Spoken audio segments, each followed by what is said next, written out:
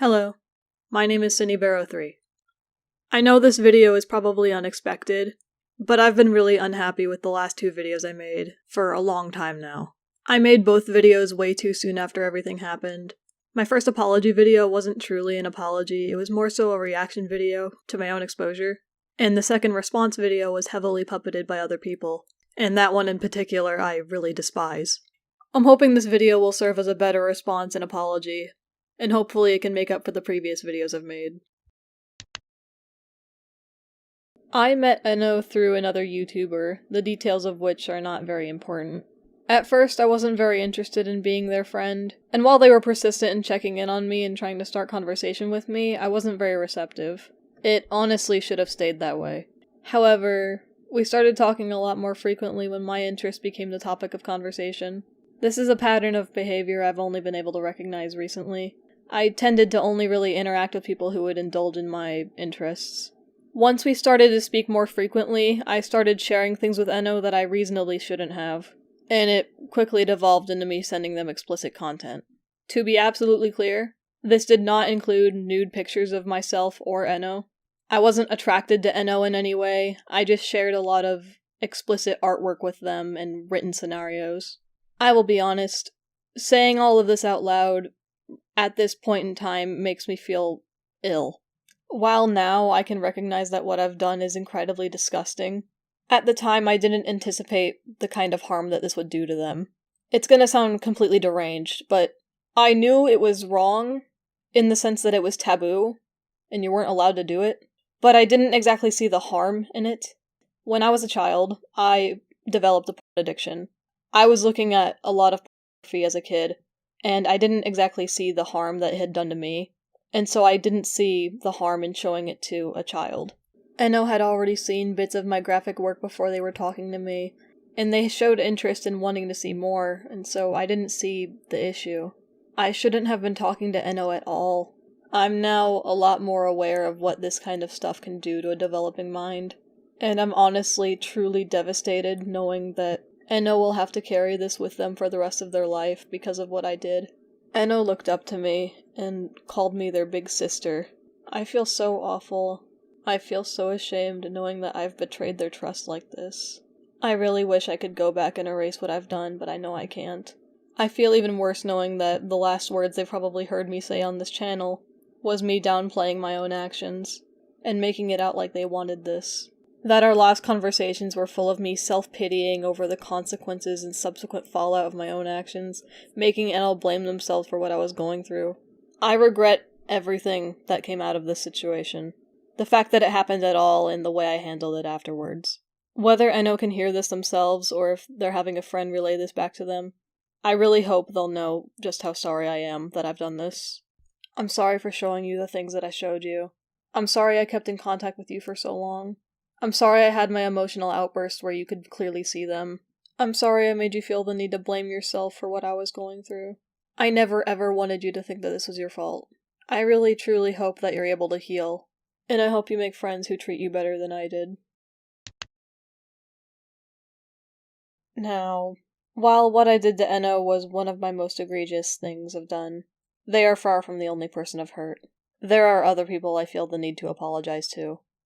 This segment is in regards to any and all friends I've ever had in the past. There's honestly too many to count and too many to name. As far back as I can remember, I've always had this repeated dynamic with some of the friends I've had. It was very common for me to discuss sexual topics with my friends, and while this can be normal for friendships, I would talk about sex and my sexual fantasies constantly, to the point where I've neglected my duties as a friend in favor of using my friends as an outlet for my sexual desires. I didn't realize just how badly I was mistreating my friends until way later. As I've mentioned previously, I've had an addiction to these sexual materials for a large portion of my life, so I just wouldn't stop talking about it. I did care about my friends, I just really didn't treat them well, and I'm sorry. I think I've gotten a lot better at handling my addiction. I'm still hypersexual and struggle with intrusive thoughts, but I've found better outlets that don't involve other people. I've gotten better at prioritizing my friends' needs, and I'm trying really hard to be a good friend to the people I care about. And I wish I could have done that sooner. Since we're on the subject of friends I've mistreated, I do want to talk about Jack for a little bit. While I don't believe my actions would be considered SA, I do think there was a lack of communication when it came to touching. Despite our best efforts to communicate effectively, there were things that I missed or didn't take seriously. I think a lot of people could see that we were fairly intimate with each other. In all honesty, we didn't have very clear boundaries with each other. Jack had admitted to me one time that he didn't even know what his boundaries were. We felt comfortable exploring that territory together. Jack has claimed that I've made touches that he didn't consent to and that he said no to, and I believe I told him that I thought he was joking when he told me no. My memories of these instances were pretty fuzzy, and they still are, even more so now. There's a chance I was misreading his tone, and that's why I thought he was joking.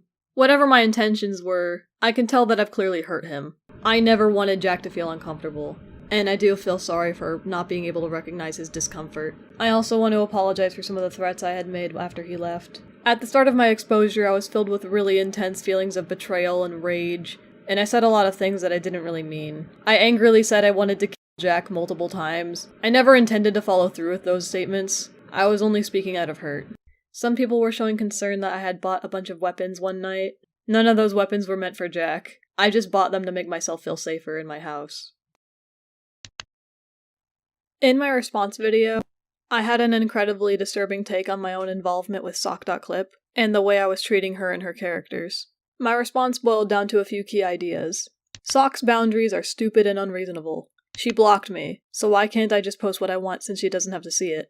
Me not being able to post my art featuring her characters is an infringement on my creative freedom and expression. This way of thinking is extremely entitled, childish, and of course it completely ignores the consent of Sock.clip. I had to reflect on this for a long time before I finally understood why I was wrong for saying this, and it was incredibly difficult to confront. In truth, I think I came to those conclusions because I was imposing my own view of the internet and how it functions onto Sock. In my time on the internet, I have never seen artist consent being taken seriously, not my own, and definitely not the consent of others. I've come to realize, however, that just because I've grown to be apathetic toward the concept of boundaries on the internet, it is not, and has never been my place to dictate how others should feel about their characters being used by other people. I don't know if I'll fully understand how any of these people feel, but I shouldn't have to understand it in order to show respect to fellow artists and their boundaries. I think it's a bit upsetting that I've come to this realization at all, especially so late into my life on the internet. I want it to be known that I'm genuinely sorry for blatantly disrespecting the consent of Sock.clip and being so openly disrespectful toward them and for setting boundaries in the first place. I've been struggling to understand what exactly I want from this video.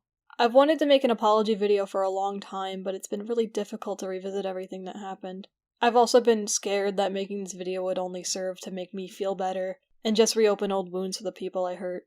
I don't know what will come of this video, but I hope I can give everyone some peace of mind knowing that I've learned a very painful but ultimately needed lesson.